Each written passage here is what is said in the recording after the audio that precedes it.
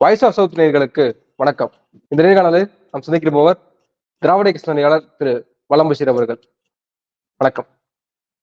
வணக்கம்.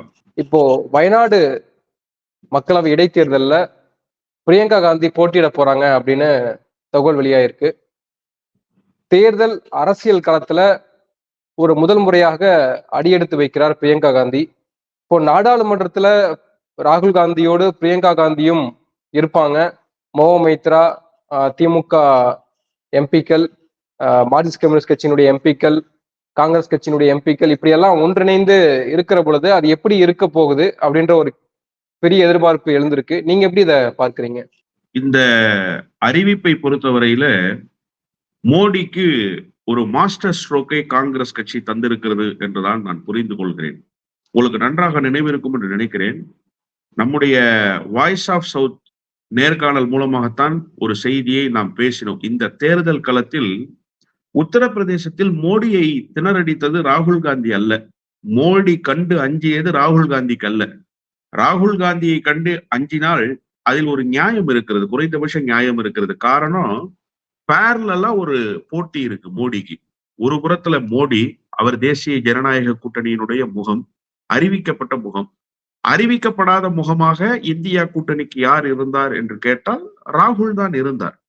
வேறு அதுல ஆப்ஷன் இருந்ததான்னு கேட்டா ஒரு 3 ஆப்ஷன் வச்சு பார்த்திருக்கலாமே தவிர ரேஸ்ல ராகுல் இருக்கார் என்பதை யாராலும் மறுக்கவே முடியாது. எனவே ராகுலுக்கு எதிர்வினை ஆற்றுவதாக அவர் ஒரு அரசியலை கையில் எடுத்தால் அதில் நியாயம் இருந்திருக்கும். ஆனா ராகுலுக்கு பதில் அளிப்பதோ அல்லது ராகுலை நோக்கிய அரசியலை பார்த்து திணறுவதோ அல்ல.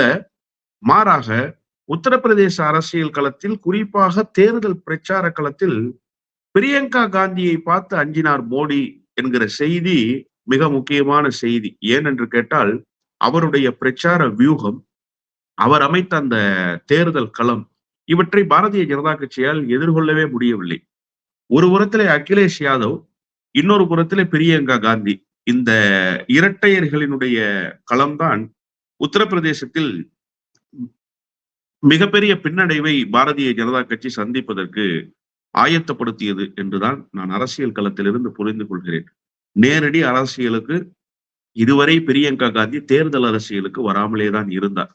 ஆருடங்கள் எல்லாம் கணிக்கப்பட்டது. இந்த தொகுதியில் போட்டியிடுவார், அமேத்தியில் போட்டியிட போகிறார், ரேபரேலியில் போட்டியிட போகிறார் என்றெல்லாம் அவர்கள் சொன்னார்கள்.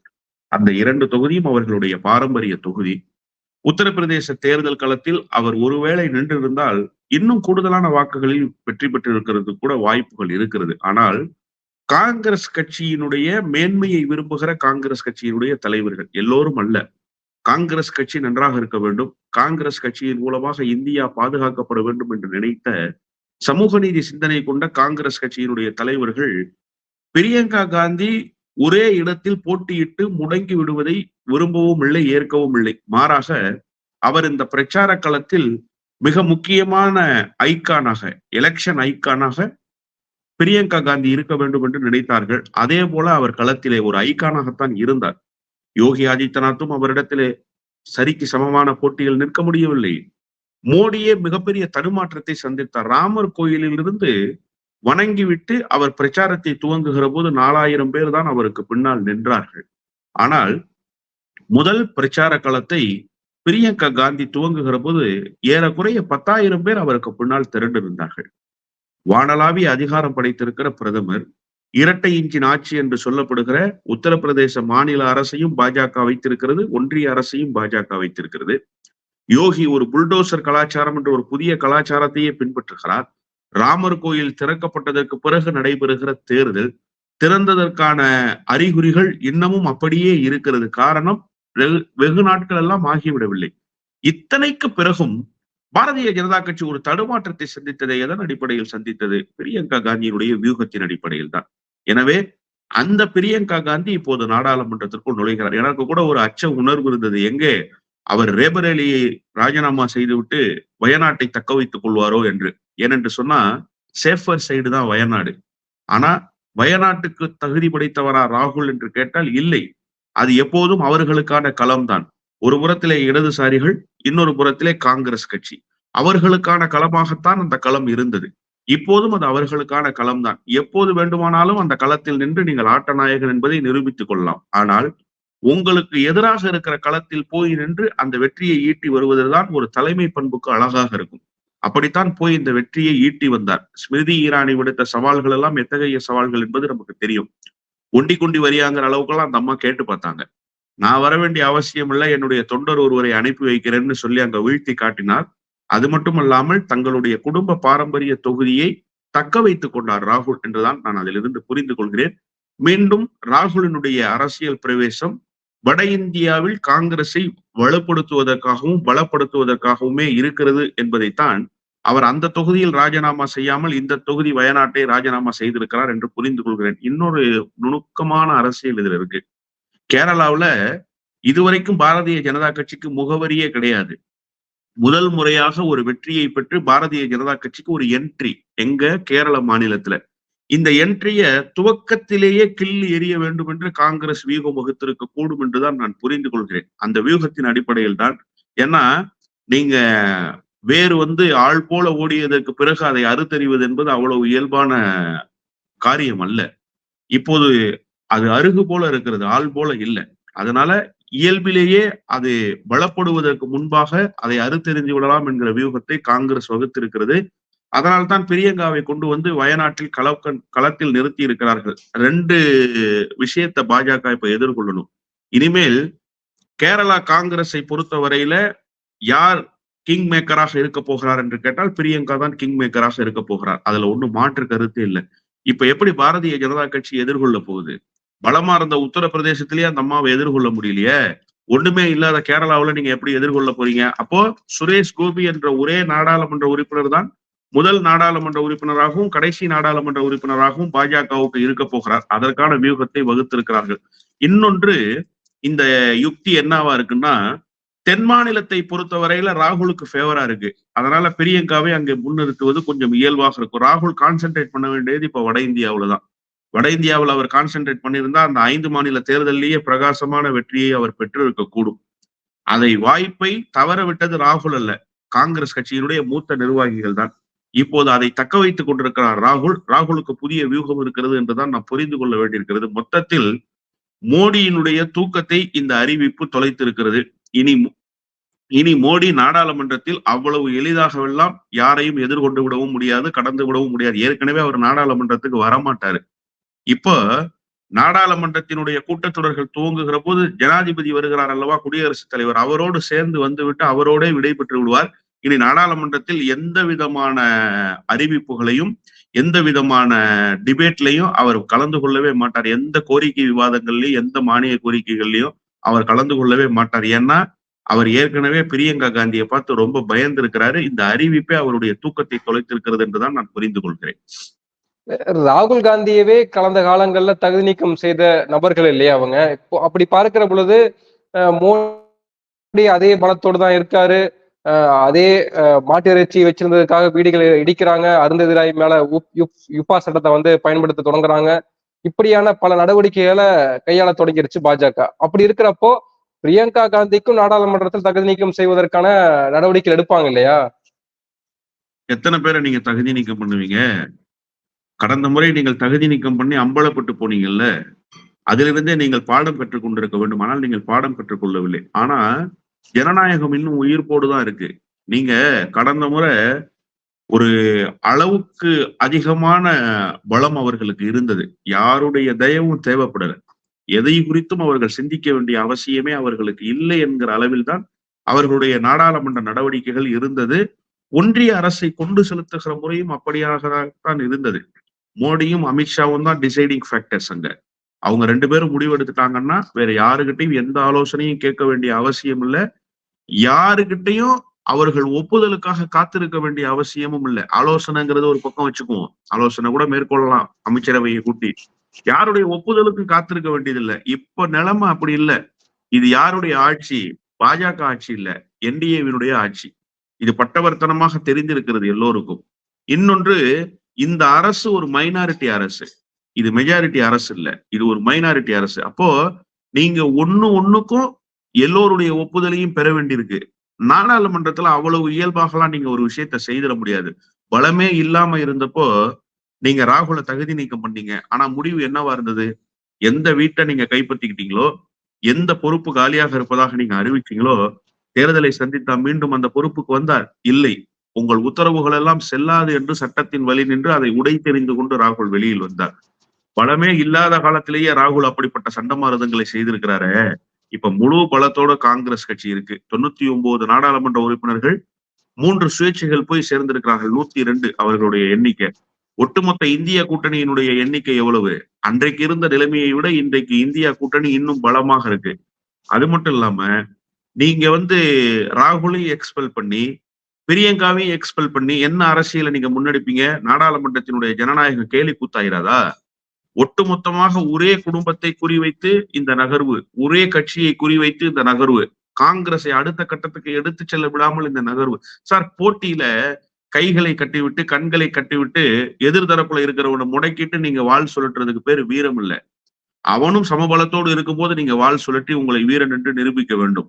அதுதான் ஒரு ஜனநாயக மாண்பாக இருக்கும். ஆனா நீங்க கடந்த காலத்துல அதை செய்தீங்க. எப்படி செய்தீங்க?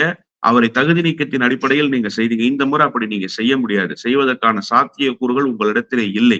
ஏனென்றால் இயல்பாகவே நீங்கள் பிறருடைய ஒப்புதலுக்கு காத்திருக்க வேண்டிய கட்டாயத்தில் இருக்கிறீர்கள். சந்திரபாபு நாயுடு ஒத்துருவாரா? சந்திரபாபு நாயுடு ஒத்துக்கிட்டு ஆந்திராவுக்குள்ள அவர் அரசியல் செய்திட முடியுமா?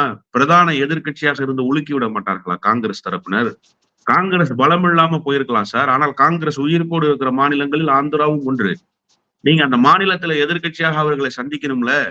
அந்த மாநிலத்துல பெரிய அளவுல எதிர்கட்சிகள் ஆர்ப்பாட்டம் போராட்டம்னு வீதிக்கு வந்துட்டாங்கன்னா, காங்கிரஸ் கட்சி வீதிக்கு வந்துச்சுன்னா நீங்க என்ன செய்வீங்க? இந்தியா முழுமைக்கும் இருக்கக்கூடிய நாடாளுமன்ற உறுப்பினர்கள், இந்தியா கூட்டணியினுடைய நாடாளுமன்ற உறுப்பினர்கள் அவையை முடக்கிடுவாங்களே. எத்தனை நாளைக்கு நீங்க அவையை நடத்திடுவீங்க? எனவே அதெல்லாம் இனிமேல் சாத்தியமில்லை. அவர்களுக்கு கடிவாளம் பூட்டப்பட்டதுதான். சுதந்திரம் இருப்பதை போல நடித்துக் கொண்டிருக்கிறார்கள். ஏன் சார் சபாநாயகர் தேர்தல்ல இன்ன வரைக்கும் ஒரு முடிவு எட்ட முடியல? நீங்க தான் எல்லா சர்வ பலத்தோட இருக்கிறீங்களே.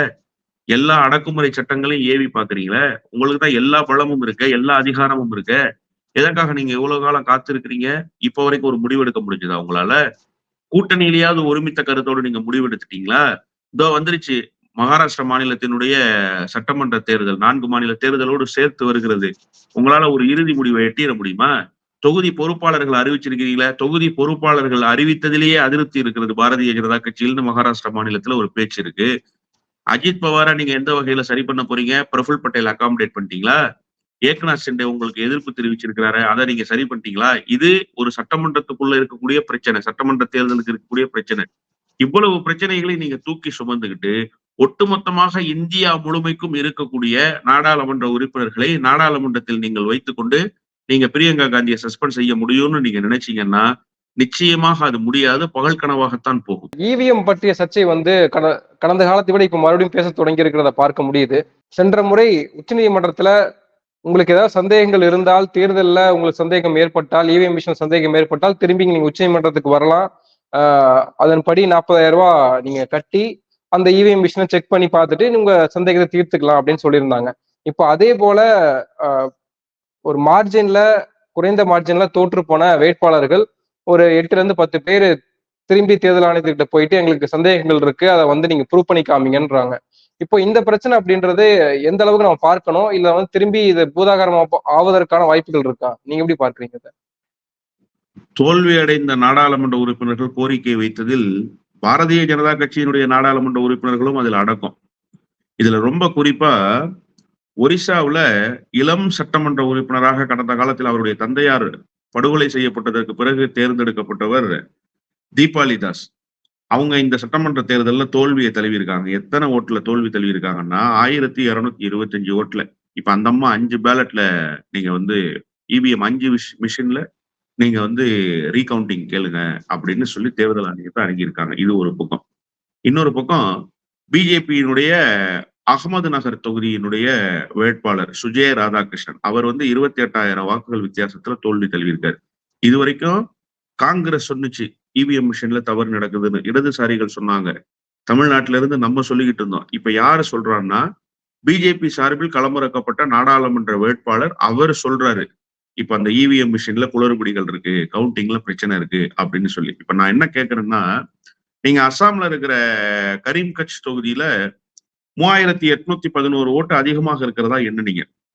போலிங் ஆனதோட அதிகமான ஓட்டு எங்கிருந்து வந்தது? இது வரைக்கும் பதில் சொல்லியிருக்கா தேர்தல் ஆணையம்? பதில் இல்லை. ஏற்கனவே உச்சநீதிமன்றத்துக்கு 2019 இந்த வழக்கு போச்சு. அப்பவே விசாரித்திருந்தால் இந்த நிலைமை தேவையில்லை.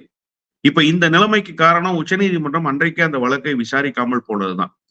இப்போ வெற்றி தோல்விய தீர்மானிக்கிற இடத்துல குறிப்பிட்ட அளவு வாக்குகள் இருக்கிற போது இது பிரச்சனைக்குரியதா மாறிடுது. இதே மகாராஷ்டிரா மாநிலத்துல 40 ஓட்டு வித்தியாசத்துல ஒரு நாடாளுமன்ற உறுப்பினர் வெற்றி பெற்றிருக்கிறார். இப்ப அவரு ரீகவுண்டிங் திரும்ப கேட்கிறாரு. இப்ப நீங்க இதை எப்படி சரி பண்ண போறீங்க? எக்ஸஸ் ஓட்டுக்கான காரணத்தையும் சொல்லல. நம்ம திருவள்ளூர் தொகுதியில ஏறக்குறைய 30,000 ஓட்டுகள் எண்ணவே இல்லை. அவர் பல லட்சக்கணக்கான வாக்குகள் வித்தியாசத்தில் சசிகாந்த் செந்தில் ஜெயிச்சிட்டாரு. அதனால அது ஒரு பெரிய கன்சிடரேஷனா எடுத்துக்கல தேர்தல் ஆணையம். தோல்வி அடைந்த வேட்பாளர்களும் அதை கேட்கல, வெற்றி பெற்ற வேட்பாளரும் அதை கேட்கல. ஆனா ஜனநாயகத்தின் பக்கம் நின்று வாக்களித்திருக்கிற வாக்காளருடைய வாக்கு காணா போயிடுச்சு சார். காணா போன ஓட்டு எங்கன்னு மக்கள் கேட்கறான். அதுக்கு பதில் சொல்லணுமா இல்லையா? என்றைக்கு இருந்தாலும் தேர்தல் ஆணையம் பதில் சொல்கிற இடத்தில் இருந்து இந்த இவிஎம் குளறுபடிகளுக்கு பதில் சொல்லியே ஆக வேண்டும். நான் என்னவோ உச்சகட்டத்துக்கான காட்சிகள் அரங்கேறி கொண்டிருப்பதாகத்தான் நான் புரிந்து கொள்கிறேன். இதுவரைக்கும் போட்டியிட்ட வேட்பாளர்கள் இவ்வளவு பேர் சேர்ந்து முரண்பட்டதில்லை ரிசல்ட்ல. இது முதல் முறை இத்தனை பேர் சேர்ந்து முரண்படுகிறார்கள். இனிமேலாவது தேர்தல் ஆணையம் பதில் சொல்லி முறையாக மக்களினுடைய நம்பிக்கையை பெற்று இந்த இவிஎம் மிஷினை அடுத்த கட்டத்துக்கு நகர்த்தணும். ஆனா அவர்கள் நகர்த்துவார்களா என்று கேட்டால் முடிந்தவரை இதை அப்படியே மூடி மறைப்பதற்கும் இதை அடுத்த கட்டத்துக்கு நகர விடாமல் தடுப்பதற்கான முயற்சியில ஈடுபடுவார்கள். நேற்று கட்சிகள் பேசியது, அதற்கு பிறகு மக்கள் அச்ச உணர்வை வெளிப்படுத்துறாங்க. இப்ப தோல்வி அடைந்திருக்கிற வேட்பாளர்கள் பேச ஆரம்பிச்சிட்டாங்க. இனி அடுத்த கட்டமா இவிஎம் மிஷின்ல குளறுபடி இருக்குன்னு தேர்தல் ஆணையர்களே பேசுற நிலைமை வந்துடும். இப்ப வந்துடும், மிக விரைவில் வந்துடும். அடுத்தடுத்த கட்ட பரிணாமங்கள்ல அப்படித்தான் நடந்துகிட்டு இருக்கு. அன்றைக்குத்தான் நிறைவு காட்சிகள் அரங்கேறும் என்றுதான் நான் புரிந்து கொள்கிறேன். மொத்தத்தில் தேர்தல் ஆணையம் தன்னுடைய பொறுப்பை துறந்துவிட்டு இந்த விஷயத்தில் இயங்கிக் கொண்டே இருக்கிறது. அன்றாடம் இந்த எலக்ட்ரோரல் மெத்தட் இருக்குல்ல, மின்னணு வாக்குப்பதிவு முறை, இது அம்பலப்பட்டு கொண்டே போகிறது. நாளுக்கு நாள் சந்தேகம் வலுத்துக் கொண்டே இருக்கிறது. தேர்தல் ஆணையம் முறையாக இயங்கவில்லை. அதற்கு முறையான விளக்கத்தையும் முறையான பதிலையும் மக்களுக்கும் தருவதில்லை, போட்டியிடுகிற வேட்பாளர்களுக்கும் தருவதில்லை, அங்கீகரிக்கப்பட்ட கட்சிகளுக்கும் தருவதில்லை. இது ஜனநாயகத்துக்கு விடுக்கப்பட்டிருக்கிற மிகப்பெரிய சவால் என்றுதான் நான் புரிந்து கொள்கிறேன். நன்றி. நிறைய விஷயங்களை தெளிவுபடுத்திருக்கீங்க. உங்க நேரத்துக்கு மிக்க நன்றி. நன்றி.